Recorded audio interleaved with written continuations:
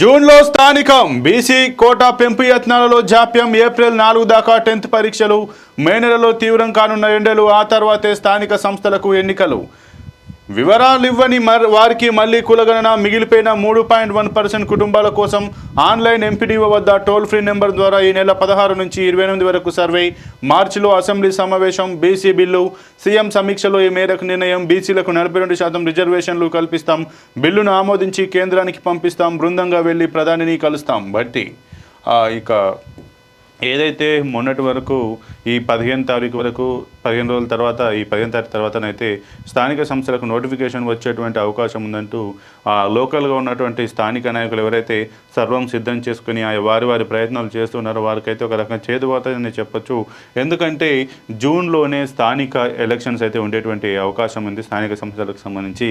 ముఖ్యంగా అందులో భాగంగానైతే ఈ బీసీ కోటా పెంపు ఏదైతే బీసీ ముఖ్యంగా ఇప్పుడు ప్రధానంగా చర్చకు వచ్చింది. అలా కాంగ్రెస్ మేనిఫెస్టోలో పొందుపరిచినటువంటి బీసీకి సంబంధించి బీసీ రిజర్వేషన్ 42% రిజర్వేషన్ ఇస్తామంటూ ఏదైతే కాంగ్రెస్ మేనిఫెస్టోలో పెంచిందో ఆ తర్వాత బయట కూడా మొన్న ఒక నెల 2 నెలల నుంచి మనం చూస్తున్నట్టయితే ముఖ్యంగా బీసీ పై అంశం అయితే తెరపైకి వచ్చి మాకు బీసీలకు ఎంతమంది ఉన్నారో వాళ్ళకి సంబంధించి కులగణన జరిగిన తర్వాత మా యొక్క రిజర్వేషన్ మాకు కావాలంటూ పెద్ద ఎత్తున ఒక ఆందోళనలు జరిగిన నేపథ్యంలో ఈ బీసీ కోటా పెంపు పైన అయితే ఒక రకమైనటువంటి లేట్ అయినట్టుగానైతే మనకు అర్థమవుతుంది. ఇక ఈ బీసీకి సంబంధించి ఈ కోటా పెంపు యత్నాలనే జాప్యం అయితే జరిగినట్టుగా తెలుస్తుంది.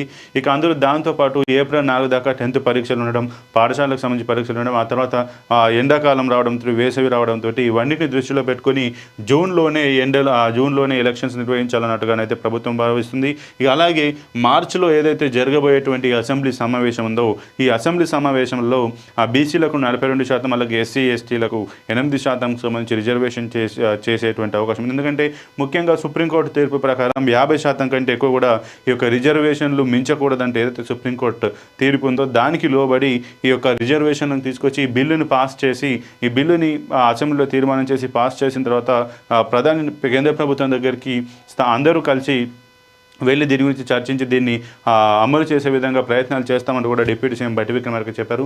ముఖ్యంగా ఇక బీసీలకు సంబంధించి అయితే కులగణన అయితే మళ్ళీ ఏప్రిల్ ఈ నెల 16 నుంచి 28 వరకు మళ్ళీ రీసర్వే చేసేటువంటి అవకాశం అయితే ఉంది. ఎందుకంటే ఏదైతే మొత్తం కులగణనలో ఒక 3.1% కులగణన జరగలేదో కుటుంబాలు ఈ యొక్క సర్వేలో పాల్గొనలేదో ఆ సర్వేలో పాల్గొన్నటువంటి 3.1% కుటుంబాలకు కూడా ఈ రీసర్వే చేసేటువంటి అవకాశం ఉంది. మొత్తంగానైతే ఈ బీసీ కులగణన చేసి ఈ బిల్లును ఆమోదించిన తర్వాత దీన్ని అమలు చేసి ఆ ప్రకారమే రిజర్వేషన్ ఇచ్చేటువంటి అవకాశం అవుతుంది. ఇక ముఖ్యంగానైతే జూన్ వరకు అయితే స్థానిక సంస్థల ఎలక్షన్స్ అయితే ఉండవన్నట్టుగానైతే మనకు క్లియర్ కట్గా గవర్నమెంట్ అయితే చెప్పినట్టుగా తెలుస్తుంది. ఇక ఈ యొక్క దీనికి సంబంధించి ప్రధానిని కూడా వెళ్ళి మేమంతా మూకుమ్మడిగా మా యొక్క పార్టీ మంత్రులం ఎమ్మెల్యేలం అందరం కూడా వెళ్ళి ప్రధానిని కలుస్తాం, దీన్ని ఒక బిల్లును పాస్ చేసే విధంగా చర్యలు తీసుకోవాలన్నట్టుగా మేమైతే ప్రతిపాదిస్తామంటూ కూడా డిప్యూటీ సీఎం బట్టి విక్రమార్క అయితే చెప్పినట్టుగా తెలుస్తుంది.